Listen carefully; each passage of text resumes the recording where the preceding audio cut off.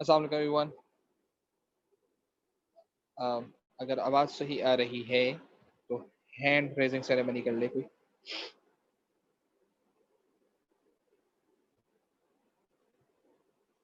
Good, सभी मुझे पता था सभी नहीं होता।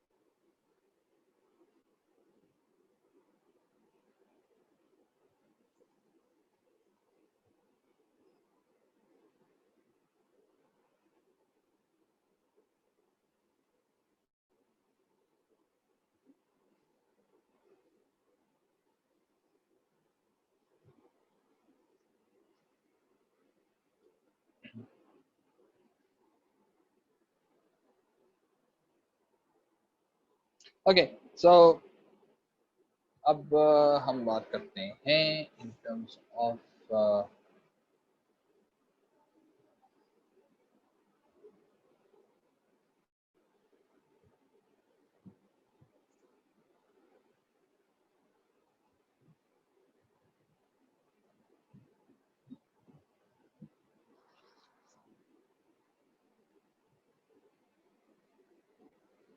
ओके जी। So here we are. हम लोगों ने कल जो है वो पास्ट पेपर के क्वेश्चंस के लिहाज से कुछ ड्रॉ करना सीखा था और फिर आप लोगों ने इसकी कैलकुलेशन की थी। तो अब हम लोग एक अभी स्टार्ट कर रहे हैं with respect to the question in past paper, और वो आया हुआ है ड्रॉ हुआ हुआ। ठीक है, तो वो आपने सॉल्व करना है अभी। ठीक, तो पहले हम वो सॉल्व करेंगे, फिर उसके बाद हम करेंगे advantages and disadvantages of decision tree, क्योंकि we are done with the decision tree. तो हम ये बात कंप्लीट करेंगे आज, डिसीजन ट्री का कॉन्सेप्ट खत्म हो जाएगा और फिर हम इंशाल्लाह ताला स्टार्ट करेंगे क्या, अगला टॉपिक। तो हो सकता है कि आज की क्लास छोटी भी हो, और छोटी का मतलब ये कि तकरीबन 50 मिनट की हो।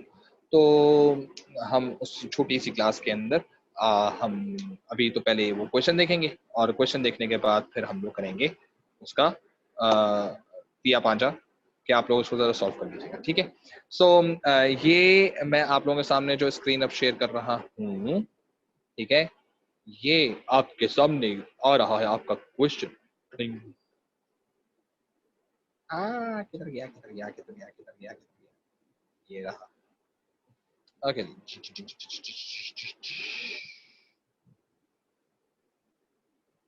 ये आप क्वेश्चन देख सकते हैं और ये हम लोगों ने पढ़ा हुआ है। ठीक है, पेपर के अंदर ये क्वेश्चन आया हुआ है भाई, वाह क्या बात है। और अगर आप इस जो आपके सामने स्क्रीन से शेयर हो रही है, अगर आप इसके ऊपर करके देखें जहां पे एक एरो बना हुआ है सीधे उल्टे हाथ की तरफ, वहां पे लिखा हुआ है 9707। ये तो कोड ही नहीं था, ये बचपन का कोड था बेटा इसका। 9609 बिजनेस का पुराना कोड था, यानी पुराने पेपर, यानी ये जून 2010 का पेपर है ये। सही है, 31 ये वेरिएंट है। और अगर आप नए सिलेबस से लिहाज से बात करते हो, वो 2015 से ऑनवर्ड्स नया सिलेबस आया था, लेकिन उससे पहले पुराना सिलेबस था। और लेकिन पेपर तकरीबन मोरलेस वैसे ही थे। अब थोड़ी सी कॉम्प्लेक्सिटी बढ़नी शुरू हो गई है, पहले बड़े स्ट्रेट फॉरवर्ड क्वेश्चन आया करते थे। तो ये 2010 में उन्होंने आपके साथ ये शरारत खेली हुई है। ठीक है जी, तो इस शरारत को पहले आप जल्दी से ड्रॉ कर लीजिए, ठीक है, और इसको जल्दी से सॉल्व कर लीजिए, क्योंकि इसने देखें आपको जो डब्बों के अंदर आपको 1 2 3 लिख दी है, तो मुझे डब्बों की 1 2 3 की वैल्यूज चाहिए। यानी डब्बे पे क्या निकलता है हमेशा, एक्सपेक्टेड वैल्यू। यानी मुझे 1 की एक्सपेक्टेड वैल्यू भी चाहिए, मीनिंग जो ऑप्शन 1 की, फिर ऑप्शन 2 की। इसी तरह से मुझे जो है डब्बा नंबर 2 यानी कि इंटरनेट ऑप्शन की हमें वो चाहिए, और डब्बा नंबर 3 दूसरे इंटरनेट ऑप्शन की चाहिए। क्या क्या वैल्यूज आई है तो वो आप मुझे बताइए। और ख्याल रखते हुए कि इंटरनेट ऑप्शन पे जाने का इन्होंने कोई पैसे नहीं दिए हुए, सही है। अगर आप डब्बा 2 देखें और डब्बा 3 देखें तो उससे जो इंटरनेट ऑप्शन है उस पर कोई पैसे नहीं है, इसका मतलब there is no investment, it's just going online. तो कितने में से आप माइनस कर रहे होंगे? 0 में से माइनस कर रहे होंगे, ठीक है। इसको जल्दी से ड्रॉ कर लें और इसको सॉल्व कर लें, और मैं आप लोगों को दे रहा हूं कोई मिला के सिर्फ और सिर्फ कितनी देर दे रहा हूं आप लोगों को? 5 मिनट है आप लोगों के पास, जल्दी करें।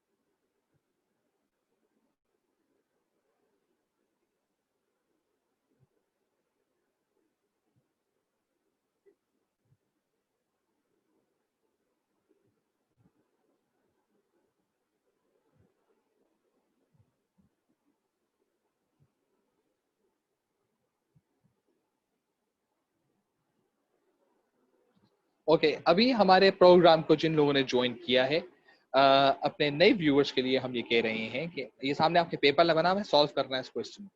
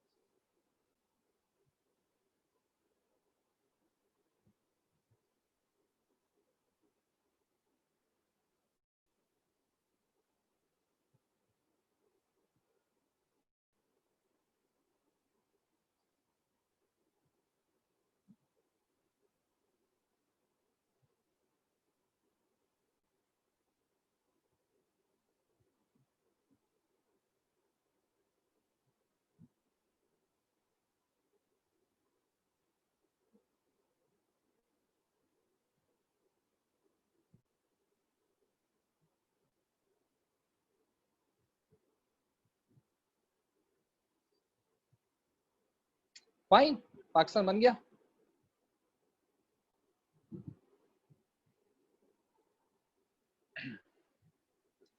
चलें जी, दैट्स ऑल फोक्स। ओके जी, क्या आंसर आया जनाब? आंसर बताइए।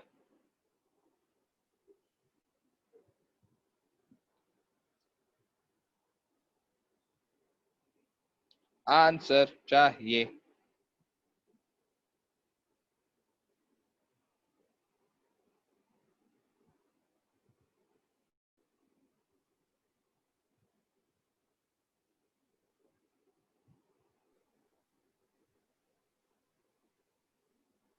कोई है जो आंसर कर दे भाई?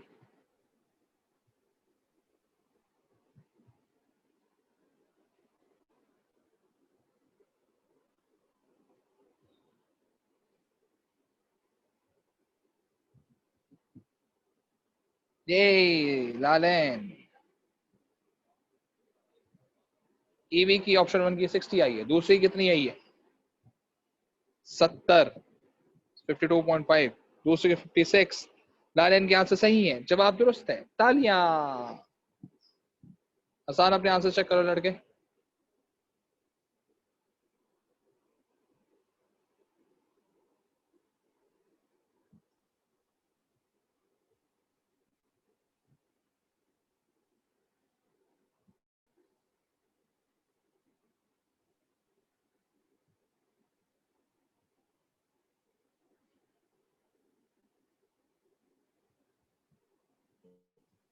Okay, so can I write down? No, I cannot. I cannot write down. How is it possible? More options. Can I write down edit PDF? चलो, कच्ची है। अच्छा जी, चलो हम लोग पहले जरा बात करते हैं। मैं इसमें लिख नहीं सकता अनफॉर्चुनेटली, ये रहा ना, लिख क्यों नहीं सकता यार? सीसोर फन हो गया, सीसोर फन।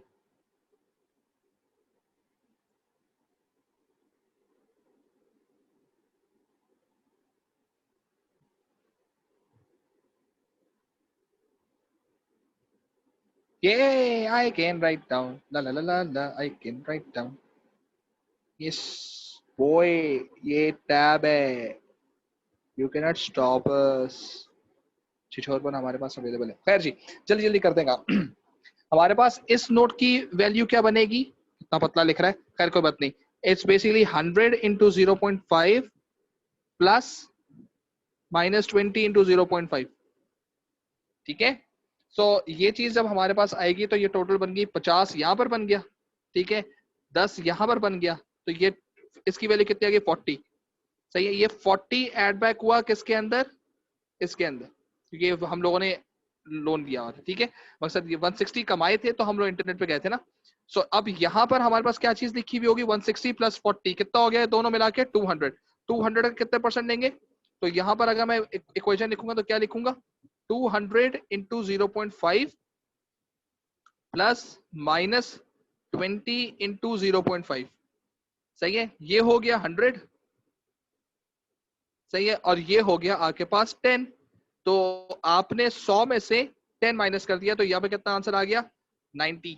90 में से जब आपने 30 माइनस किया तो यहाँ पर आगे एक्सपेक्टेड वैल्यू कितनी आ गई है? 60। ये आ गई इसकी एक्सपेक्टेड वैल्यू।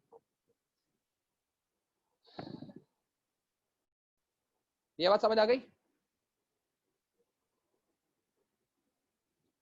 क्लियर हुआ? इसी तरह से जब हम लोग यहाँ की बात करेंगे, इस पर्टिकुलर नोट की बात करेंगे, तो हमारे पास लिखा है 40 इंटू 0.8 प्लस माइनस 20 इंटू 0.2। तो ये हो गया हमारे पास 32 और ये हो गया हमारे पास 4। सही, 32 में से 4 माइनस किया, आ गया 28। ये आ गया 28 यहाँ पर। अब ये 28 किस में ऐड इन हो गया? 72 के अंदर। ठीक है, अब 72 में ये ऐड हुआ तो कितना हो गया? ये 100। ठीक है, तो ये पूरी चीज बन गई कितनी होगी? 100। 100 का कितना परसेंट दूंगा मैं यहाँ पर? 100 इंटू 0.8 प्लस माइनस 20 इंटू 0.2। ये हो गया 80 और ये हो गया 4। 80 में से 4 माइनस किया, कितना हो गया हमारे पास? 76।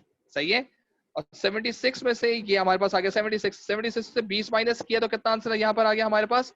56। तो ये होगी इसकी ईवी और ये होगी इसकी ईवी। सही है। मीनिंग अगर मुझे अब काम करना पड़ेगा, देखो इन्होंने लिखा है डू नथिंग, तो मैंने भी एक दफा पे लिखा था डू नथिंग एंड डांस, बस मैंने डांस ऐड कर लिया था अपने लिहाज से, वरना समटाइम्स डू नथिंग आ जाता है। ठीक है, तो हमारे पास ये ऑप्शन भी कैंसिल हो गया, ये ऑप्शन भी कैंसिल। सही है, समझ आती है इतनी चीज।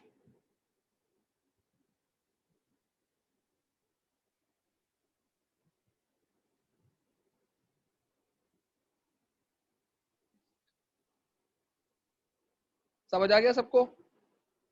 किसको समझ नहीं आया रेज योर हैंड।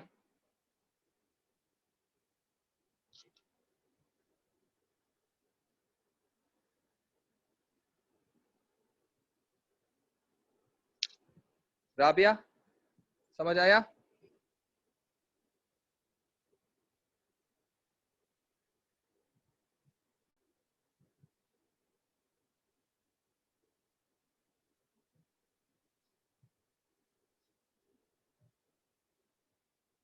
राबिया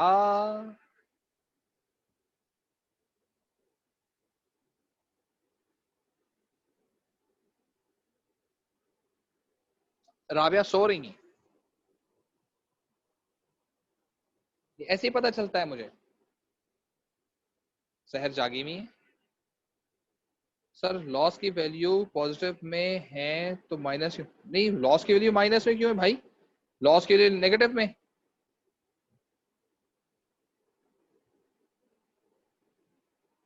ये देखो फेलियर यहां पर, चलो खैर कोई बात नहीं। फेलियर जहां भी कहीं लिखा हुआ है सक्सेस और फेलियर की माइनस में, ठीक है, और यहाँ पर फेलियर की वैल्यू माइनस में, मकसद ऑप्शन 1 के अंदर सक्सेस 0.5 है, 160 20। डब्बा नंबर 2 के बाद सक्सेस और फेलियर लिखा हुआ है, हर जगह पे फेलियर जो है वो आपके पास नेगेटिव में।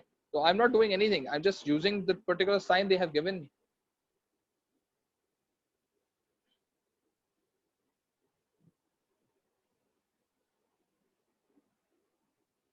समझ आई सहर?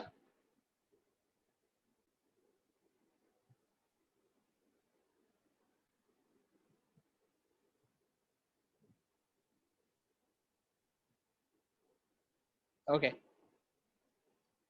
राबिया को कोई जगह है।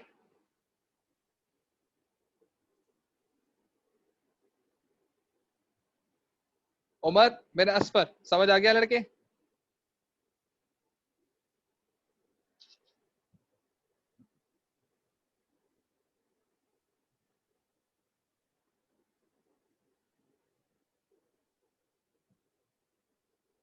यस सर, शाबाश। ताहा मेक सेंस?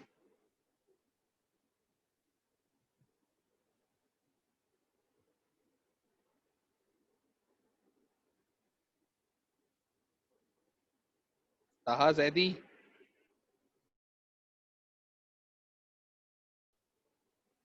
यस, जबरदस्त, गुड है। अब जरा सब लोग देखो मैं करने के बाद।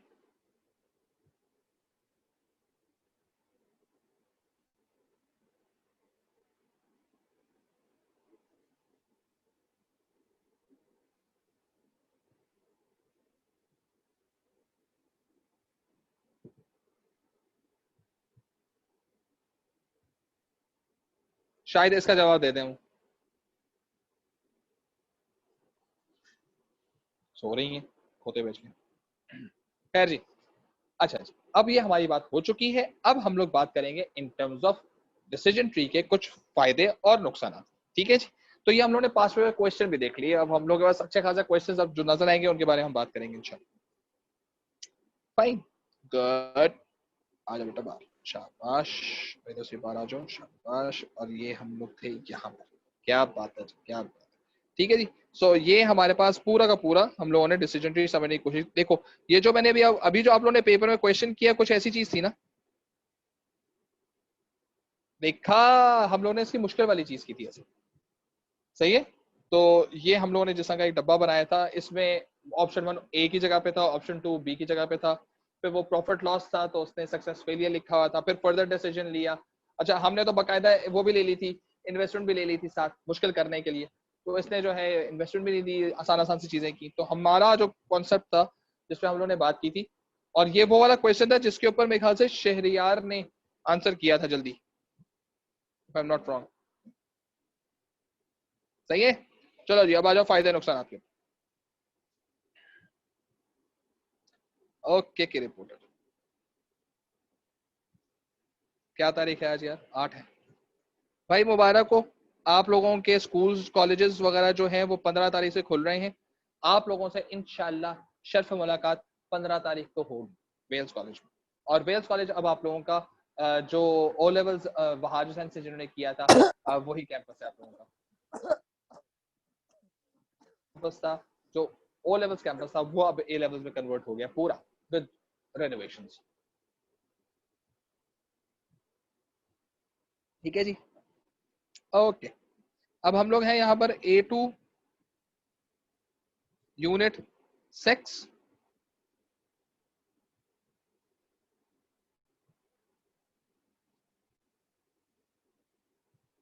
Strategic choice.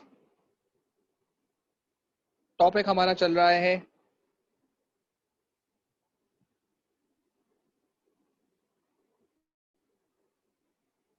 Decision tree analysis, और अब हम लोग इसे करने वाले हैं एडवांटेजेस और डिसएडवांटेजेस।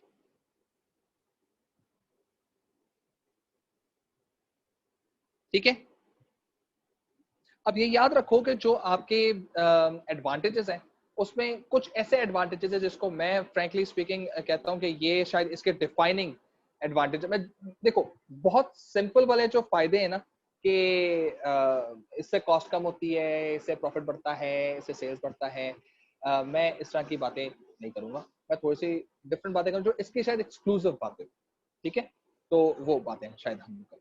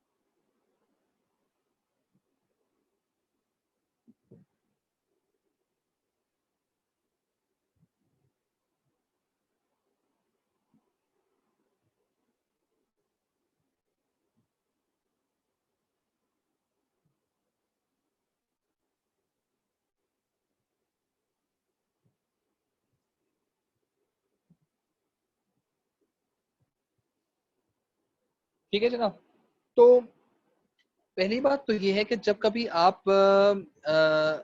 इसको इस्तेमाल कर रहे होते हैं डिसीजन ट्री को, तो डिसीजन ट्री के इस्तेमाल करने का जो पहला सबसे बड़ा जो फोरमोस्ट एक कंसिडरेशन है वो ये है कि आप ओरिजिनली प्रोबेबिलिटीज का इस्तेमाल करते हैं, चांसेस ऑफ हैपनिंग।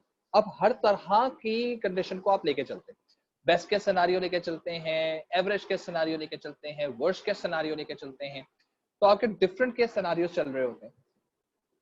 तो हम हर चीज को एग्जिस्ट कर सकते हैं। For example if I just have to make sure कि आप लोगों की ग्रेजुएशन करने के बाद आप लोगों के पास क्या क्या चॉइस हो सकती है, तो आपके पास for example if I just make a box, ठीक है, और मैं बड़ी क्विकली इसके ऊपर मैं करता हूँ कि जी आप लोगों ने जी ए लेवल्स करने के बाद अगर आप लोग बीबीए करते हैं, अगर आप लोग सीए करते हैं, और अगर आप लोग कोई मीडिया साइंसेस का काम करते हैं, सही है, या आप लोग गैप ईयर लेते हैं, ठीक है, तो ये मैं साथ साथ बोलता जा रहा हूँ और साथ साथ चीज बनती जा रही है। ये आप बीबीए और बीएस प्रोग्राम कर रहे हैं, ये आप सीए या एसीसीए कर रहे हैं, सही है, ये आप लोग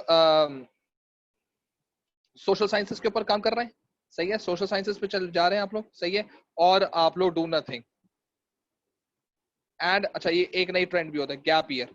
सर जी बहुत पढ़ लिया, ओ माय गॉड हमें इस साल का गैप की जरूरत है, ठीक है, तो फौरन से प्रेशर अब आपके पास एकदम से चीजें आनी शुरू होंगी कि ठीक है यार आप लोगों ने लिया है, फाइन, बीएस करते हो, अब आपने बीएस कहाँ से करना है, बीएस का प्रोग्राम आपने डिसीजन लिया, अब आपका फिर एक डब्बा आ जाएगा कि जी मैं बीएस कहाँ से करूंगा, बीएस के लिए फिर आपके पास एक डब्बा आ गया कि जी मेरे पास फिर ऑप्शन आ जाएगा कि मैं बीएस जो है वो मैं आईबीए से करूं, मैं जेबेस से करूं, मैं सीबीएम से करूं, या मैं विद रिस्पेक्ट टू इकरा से करूं, सही है। और उसमें फिर आपके पास चीज आ गई कि जैसे आप लोगों ने बात की इन टर्म्स ऑफ ये आपके पास आईबी आ गया, या क्या सीबीएम आ गया, या क्या जेबस्ट आ गया,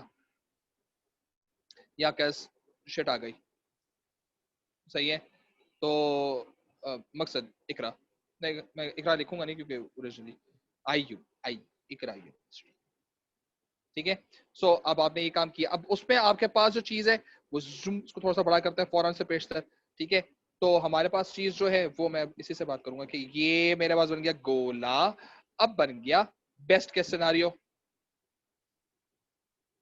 सही है, फिर बन गया एवरेज केस सिनारियो, फिर बन गया वर्स्ट केस सिनारियो, वर्क नहीं वर्स्ट, सही है। अब कुछ लोगों के लिए जो बेस्ट केस सिनारियो 90% है, कुछ के लिए जो है वो 0.05% है, कुछ के लिए 0.05%, लेकिन कुछ के लिए बेस्ट केस सिनारियो के आईबीए में जाने का परसेंटेज 0.05 हे पता है उनको कि जाना नहीं है लेकिन फिर भी करेंगे, ठीक है ना। तो ये जैसे आपने एकदम से इसके ऊपर और उन लोगों के लिए जिनके पास ये चीज है उनके पास ये ऐसा गोला बना हुआ है, यहाँ पर इनका बेस्ट केस सिनारियो जो है वो इनका 100% है ठीक है, तो could be possible depending on the situation कि आप क्या काम कर रहे हैं। देयरफॉर ये याद रखिएगा कि जब कभी भी आप बात करते हैं in terms of decision tree, तो डिसीजन ट्री के अंदर जरूरी क्या चीज है कि आपके पास किस तरह से डिफरेंट आपके पास ऑप्शंस हैं, उनको आपने बकायदा प्रोबेबिलिटीज देनी है। ये प्रोबेबिलिटीज जो हैं they are all dependent on your experience, याद रखिएगा, सही है, ये एक्सपीरियंस बेस्ड रिस्क होते हैं। और इस चीज को जब आप परसेंटेजेस के साथ काम करते हैं तो फिर आपके पास ये स्ट्रेटेजी भी बन जाती है कि इस परसेंटेज को कैसे बढ़ाया जाए। अगर आपको बेस्ट केस सिनेरियो की परसेंटेज कम लग रही है और आपको लेकिन आपको बेस्ट केस पे जाना है, देन डिवाइस योर स्ट्रेटेजी कि आप बेस्ट केस पे कैसे जा सकते हैं, व्हाट शुड बी डन कि इसकी प्रोबेबिलिटी बढ़ जाए, फिर इस पे काम करना शुरू कर देते हैं, ठीक है। बिल्कुल इस तरह से हर एक का पोटेंशियल आउटकम और पोटेंशियल कॉस्ट आपको पता होती है, क्या कॉस्ट है, क्या पोटेंशियल रेवेन्यू, एवरेज में हम लोग क्या कमा सकते हैं, कम से कम टारगेट हमारे पास क्या रखना चाहिए। अगेन बात फिर वही आ रही है, जब आपकी टारगेट सेटिंग में आपको फायदा मिलता है, जब टारगेट सेटिंग आपके पास होती है तो आप उसको इजीली मॉनिटर कर सकते हैं, उसके लिए इजीली आप बजटिंग कर सकते हैं, सही है, क्योंकि पहले से आपका टारगेट सेट हुआ है कि यार मुझे ये काम इस महीने में करवाना है। You can plan easily, you can arrange cost, you can if you basically know कि मुझे 4 महीने 6 महीने के बाद मुझे ये कॉस्ट बेयर करनी है, तो आपको पता होगा यार मैं how to arrange finance for that, सही है। You have basic clear idea how to budget your expenses, how to trigger the sales and so on and so forth, ठीक, तो ये तमाम तर चीजें आपको इससे क्लियर आती है। फिर आपके पास क्योंकि हम एक्सटर्नल फैक्टर्स के ऊपर लेकर आ रहे होते हैं कि एक्सटर्नल फैक्टर्स कैसे हमारे डिसीजन को अफेक्ट करेंगे डायरेक्टली या इनडायरेक्टली, सो फिर आपको ये पता चलता है कि ये एक्सटर्नल फैक्टर्स जो हैं ये originally are those factors that can not be like recovered or they cannot be held back, सही है, they are going to happen, So when they are going to happen, इसका मतलब ये कि somehow some way now we must have a way out कि कैसे इनको handle करना है, किसकी परसेंटेज ज्यादा है, किस फैक्टर से हमें ज्यादा डरना है। जाहिर सी बात है इन्फ्लेशन, ठीक है। अब वो इन्फ्लेशन का जो है वो फैक्टर हमें पता है कि जी इन्फ्लेशन जो है वो 70% चांस है इन्फ्लेशन बढ़ने के, ज्यादा इन्फ्लेशन होने के 70% chance. Can we control it? No. अब हमें इसकी कोई सप्लीमेंट्री स्ट्रेटेजी निकाल, लेकिन क्या हमारे पास प्रॉफिट के परसेंटेजेस हैं 40 और लॉस के परसेंटेजेस हैं 60, तो क्या मैं अब मेहनत करके 60-40 का रेशो चेंज कर सकता हूँ? क्या मैं 80-20 कर सकता हूँ कि मेरी प्रॉफिट जो पहले 40% का था वो डबल हो जाए और वो 80% पे चला जाए, और जो लॉस है वो 60% से रिड्यूस होके 40% 20% पे आ जाए? Can I do it? Yes I can do it. तो इसका मतलब क्या है कि अब आया उसका फाइनल रिजल्टेंट वो होता है या नहीं होता वो अलग बात है, बट कंपनी के पास एक तरह से सारे इफेक्टिव आ जाती है, जिससे उनको चॉइस फाइनल डिसीजन मेकिंग में उनको बड़ी लॉजिकल चीज होती है। भाई पता है इस पे ज्यादा इशू आ रहे हैं, इस पे रिलेटिवली कम इशू आ रहे हैं, कम इशू आ रहे हैं, ज्यादा इजीली प्लानेबल। ठीक है, तो ये वो चीजें होती हैं जो बिजनेसेस को देखनी पड़ती हैं जब वो बात कर रहे होते हैं in terms of decision tree या उससे एसोसिएटेड फायदों के बारे में। लेकिन जब हम इसके फायदों के साथ साथ जब इसके नुकसानात की बात करते हैं, डिसएडवांटेजेस की बात करते हैं, तो फिर यही प्रोबेबिलिटीज जो हैं, ये प्रोबेबिलिटीज बिकम्स जहां पर ये एक तरह की आपको एस्टिमेशंस देती हैं, ये एस्टिमेशंस ही हैं फिर, और these estimation might be biased as well. ठीक है, सो अब आ जाते हैं इससे कुछ डिसएडवांटेजेस की तरफ।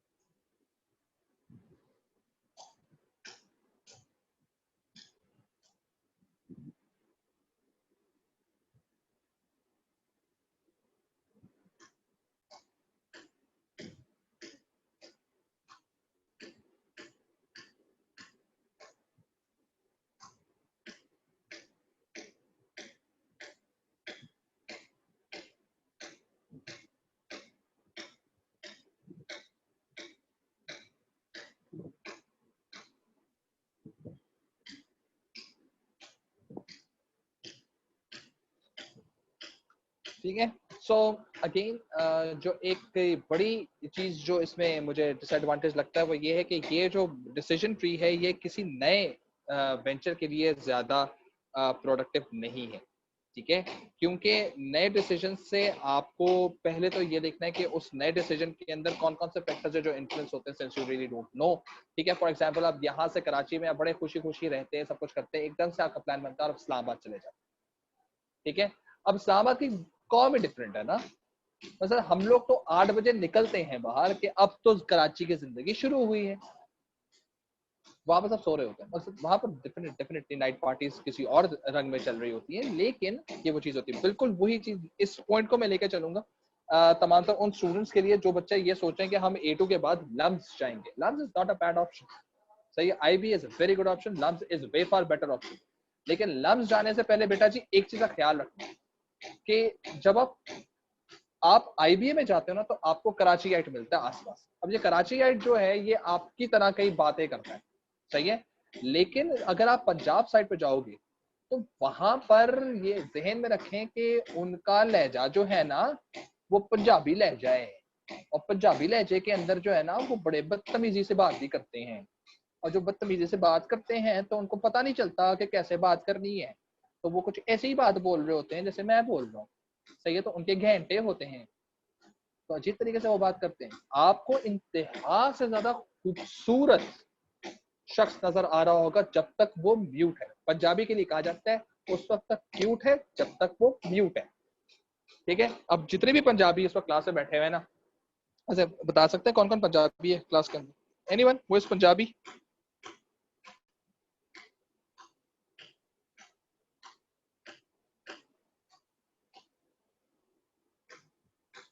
कोई पंजाबी है क्लास के अंदर? अरे मैं अकेला ही हूँ, चलो ठीक है चलो अच्छी बात है, that is a good thing. So अब ये चीज यही में रखो कि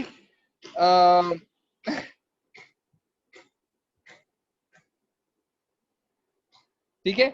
सो अब ये चीज यही में रखो कि जब कभी भी आपने ये चीजें देखनी होंगी तो अब ये लम्स के अंदर, अच्छा पंजाब साइड का एक और बहुत बड़ा फैक्टर है, बड़ा, सही है, हर चीज उनको बड़ी चाहिए।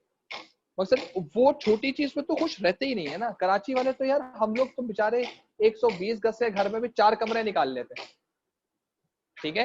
यानी 80 गज से घर के ऊपर 3 स्टोरी बना के 6 कमरे निकाल देंगे हम लोग, खुशी खुशी रहेंगे इसके अंदर घुस के, ठीक है।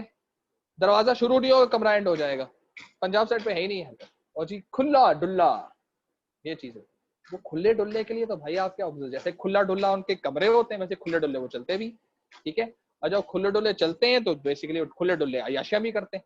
जब अयाशिया करते हैं तो बेसिकली प्रॉब्लम फॉर यू, क्योंकि वहां के तो बेसिक रनिंग एक्सपेंस बहुत ज्यादा है, and this is basically the problem. जब आप लम्स जाते हैं वहां पर आपको गुजरावाला का बंदा ही मिलेगा, तो वहां पे फैसलाबाद का बंदा मिलेगा, कराची के कुछ लोग मिलेंगे जो आपकी तरह बात करेंगे, और जब आप कराची वाले वहां बात करना शुरू करेंगे तो याद रखिएगा वो आपसे कहेंगे क्या जल्दी है, आराम से बोलो, तुम इतना तेज क्यों बोलते हो।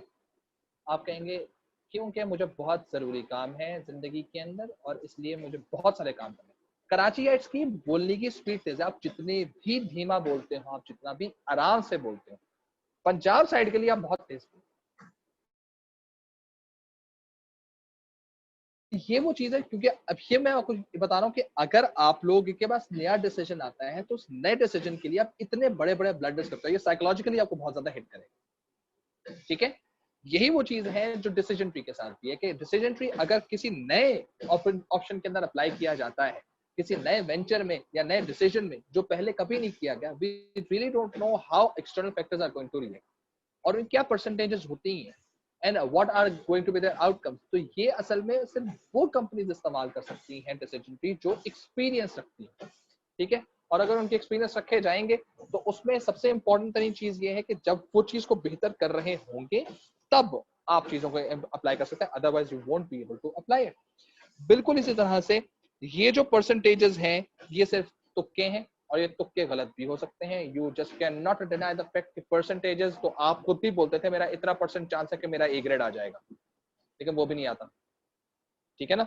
So that is the point. And the last most important चीज ये कि आप किसी डिसीजन को अगर चाह रहे हैं कि वो आपकी मर्जी में डाइवर्ट हो जाए, सही है, तो आप बड़े आराम और सुकून से परसेंटेजेस चेंज करेंगे और परसेंटेज चेंज करके उसको अपने फेवर में उसको लेकर आ जाएंगे। सही है। सो ये जहन में रखें कि जब कभी भी हम बात करते हैं in terms of decision tree, तो हाँ, डिसीजन ट्री काफी ज्यादा जो है वो फायदा जरूर देता है बिजनेस को। बड़े डब्बे शब्बे बनते हैं, बड़ा गोले शोले बनते हैं, बड़ी कैलकुलेशंस वगैरह की जाती हैं, डेफिनेटली यस। बट ये जहन में रखिएगा कि इसके साथ अटैच्ड जो इश्यूज हैं वो बहुत ज्यादा है। सही है। सो अब ये चीज हमारे पास यहाँ पर हम लोगों ने कंप्लीट की है। तो ये हम लोगों ने आज की बात जो हमने करनी थी वो हमने कर ली है जनाब। ठीक है जी। So this basically concludes our decision tree का कॉन्सेप्ट। सही है। अब आप लोगों से मुझे बात करनी है इन टर्म्स ऑफ क्या कहते हैं, टेस्ट। जरा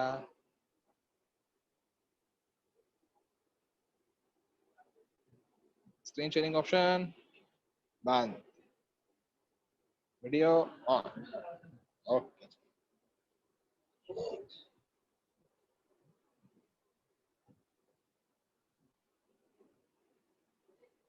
ओके जी।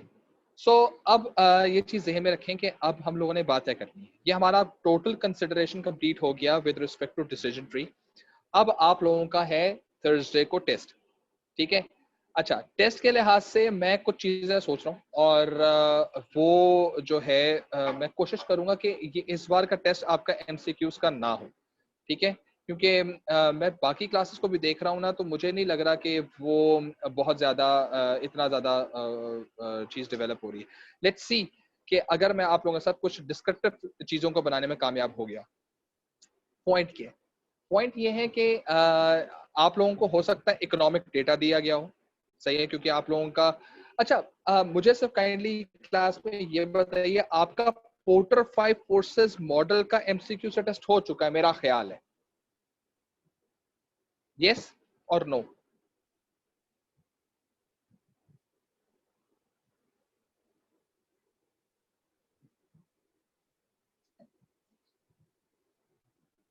Porters 5 force. भाई आज क्लास सो क्यों रही है इतनी? जवाब दे दो यार। हाथ रेस करके मुझे को बता दे यार प्लीज। देखिए, हमारा प्राइवेटाइजेशन का हुआ हुआ है। सही है। हमारा बिजनेस ग्रोथ का हुआ है और वो आप लोगों का बहुत बुरा हुआ था, आई रिमेम्बर। ठीक है। आप लोगों का मैक्रो इकोनॉमिक का हुआ या नहीं हुआ? नहीं हुआ। सही है। मैक्रो इकोनॉमिक का नहीं हुआ।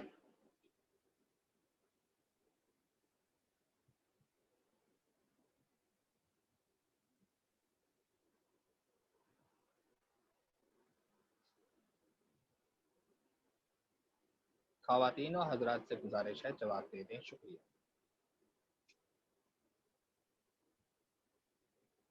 हो गया सर।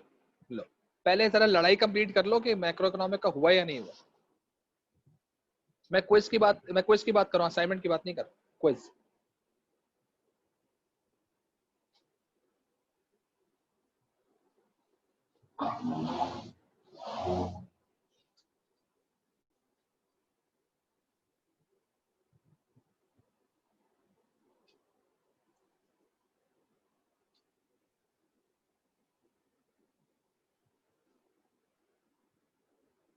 यार मुझे बता दे कोई, लास्ट क्विज किस चीज का हुआ था? रामीन आप तो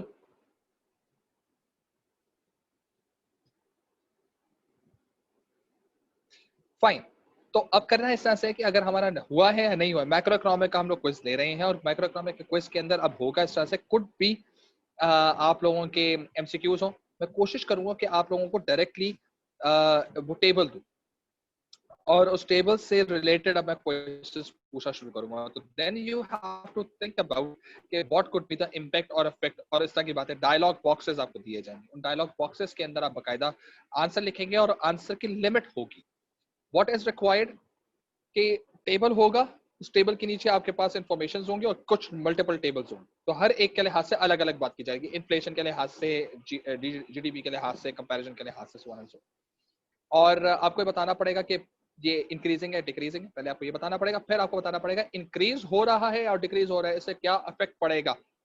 ए, impact A and impact B, analysis and application, ठीक है, कि एप्लीकेशन तो नहीं है, आइडेंटिफिकेशन कह लेते हैं इसको, कि ये इंक्रीजिंग है, डिक्रीजिंग है, रिड्यूसिंग है, क्या है, सही है, इस तरह की चीजें हमने करनी है, ठीक है। इट्स अ कंस्ट्रेंट और एन एनेबलर, ठीक है ना, है ना। क्या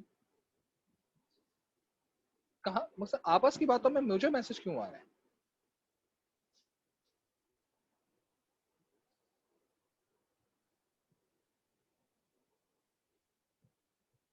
जी, थैंक यू। अगर आपकी पर्सनल चैट खत्म हो गई हो तो इधर भी आ जाए। खैर, एनी हाउ, पॉइंट क्या है यार? पॉइंट ये है जनाब कि आप लोगों को अब जो क्विज आपके पास जो आएगा होपफुली उसमें लिखना होगा, टाइपिंग करनी होगी, टाइपिंग करेंगे, आंसर रिस्पॉन्स करेंगे। आई होप कि इस तरह की चीज हो जाए। इफ सो हैपन्स तो फिर आप लोगों को, अदरवाइज आप लोगों को जो है वो एमसीक्यूज के ऊपर ही आना पड़ेगा। फाइन, सो आई, सही है जी। तो this is basically what we have for today. आज हम क्लास को जल्दी खत्म कर रहे हैं, as I told you before कि आज हम जल्दी क्लास खत्म करेंगे, तो मैं 5 मिनट पहले क्लास खत्म करूँ, ठीक है। सो आप लोगों के पास 5 मिनट की आजादी का टाइम है, क्योंकि 10 बजे हो सकता है आपकी कोई दूसरी क्लास स्टार्ट हो रही है, और अगर नहीं है तो फिर आपकी जिंदगी में 5 मिनट और आजादी का टाइम। कल इंशाल्लाह ताला हम लोग बात करेंगे। अच्छा, हमारा चॉइस जो है ना वो भी खत्म होने वाला है, ठीक है। और चॉइस के अंदर अब हमारे पास जो, मैं 5 मिनट देने वाला हूँ, तो चॉइस में जो हमारा अगला जो टॉपिक है वो ओरिजिनली है फोर्स फील्ड मॉडल, ठीक है। जो ऑप्शन हमारा डिसीजन ट्री के अंदर हमने सेलेक्ट कर लिया है, जिसकी एक्सपेक्टेड वैल्यू ज्यादा आई है, वो आगे आ, सही है। इन्वेस्टमेंट अप्रेजल में 4 ऑप्शन थे, बेस्ट दो निकाले, सही है। और इन दो बेस्ट को काले के कहते हैं हम डिसीजन ट्री के अंदर पकड़ कर डाल दिया, स्विच बोर्ड में डाल दिया, ऑन कर दिया, एक में करंट लग गया, मर गया। जो रह गया, जिसकी एक्सपेक्टेड वैल्यू ज्यादा थी, ये जाएगा अब हमारा इन terms of force field model. और उस फोर्स फील्ड मॉडल के अंदर फिर हम चीजें पढ़ेंगे what force field model is, ठीक है जी। So this is it for today and have fun, take care, Tata.